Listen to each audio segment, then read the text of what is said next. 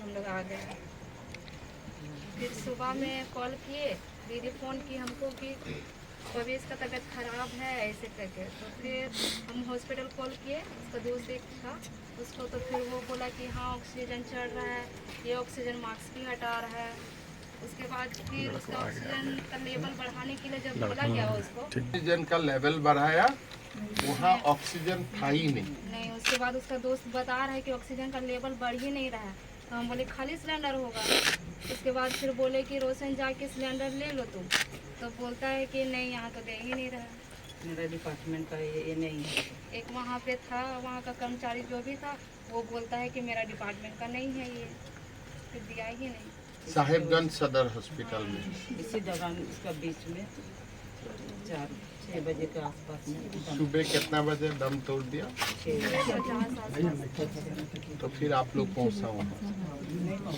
नहीं ये हाँ, फिर सुबह में गए तो फिर भैया बताए कि नहीं। फिर वहाँ में पोस्टमार्टम वगैरह करवाया कि नहीं? करा लिए। करा के यहाँ फिर कितना यहाँ आया? हम लोग 10 बजे करीब पहुंच गए थे यहाँ। पोस्टमार्टम किया लेकिन वहाँ ऐसे ही केवल प्लास्टिक में लपेट के दिया। इतना लेट से दिया तो हम लोग इतना दूर सफर में आ रहे हैं ना, तो बर्फ भी देना चाहिए। मैडम क्या कहेंगे? सबसे पहले ये जो घटना हुए है जी सर, ये बहुत ही मार्मिक है और बहुत ही दुखदायक है। बेटा पुलिस का या एक्साइज डिपार्टमेंट का कांस्टेबल बनने गया था, लेकिन उनका मृत शरीर ही घर में लौट के आया।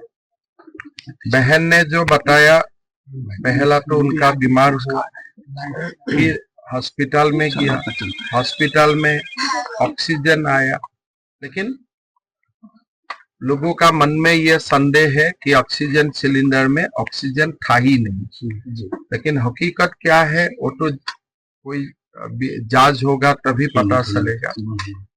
लेकिन एक बात आप देखिए कि ये फुटबॉल प्लेयर भी थे, यहाँ में वो दौड़ भी रहा था, कभी उनका कुछ बीमार नहीं था। वहां जाके क्या हुआ, कैसे हुआ, ये पूरा बात एक जांच भी होना चाहिए और पूरा समस्त जो घटना है उनको जनता का सामने सरकार को लाना चाहिए।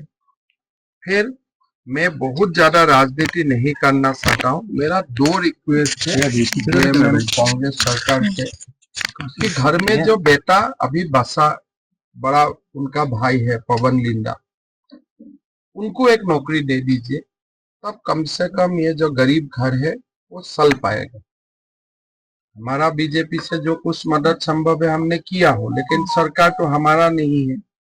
मेरा मुख्यमंत्री जी से निवेदन होगा, ये घर आपका ही है, बेटा बेटी आपका ही बेटा बेटी है, भाई आपका ही है, तो आप एक नौकरी वो लोग को दे देने से, ये माँ भी विधवा है, कम से कम घर चल जाएगा।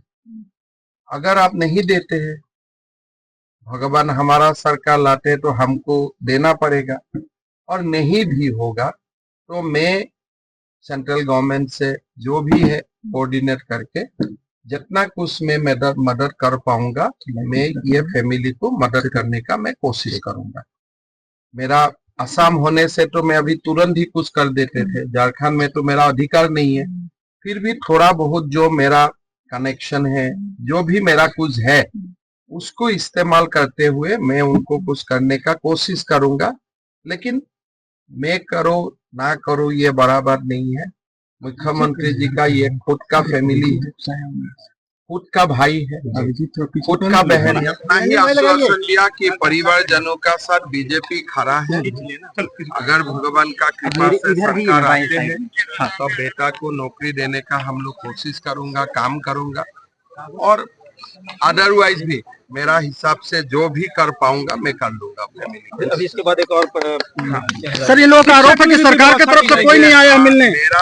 मेरा जितना भी क्षमता है उस क्षमता का अनुसार मैं फैमिली के लिए जो भी कर पाऊंगा ये कर लूंगा। आप लोग को बता भी दिया जाए। घर की माली स्थिति भी बहुत खराब है, बहुत खराब है। पहले एक बेटा रोड एक्सीडेंट में मर चुका है, दूसरा बेटा आपने तो खुद सुना है पिताजी कैसा बोल रहा था। घर में अभी 2 ही बेटा बचा हुआ है। तो हम लोग परिवारजनों का साथ खड़ा हूँ और सरकार आने से तो सरकार करेगा ही करेगा, और मेरा व्यक्तिगत रूप से भी मैं जो भी कर पाऊंगा परिवारजनों के लिए मैं करूंगा।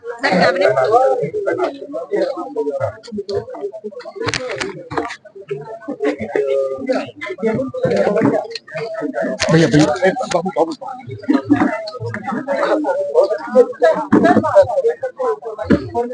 बाबू बाबू मैं देखता हूँ फुटबॉल देखता हूँ, मैं देखता हूँ सरकार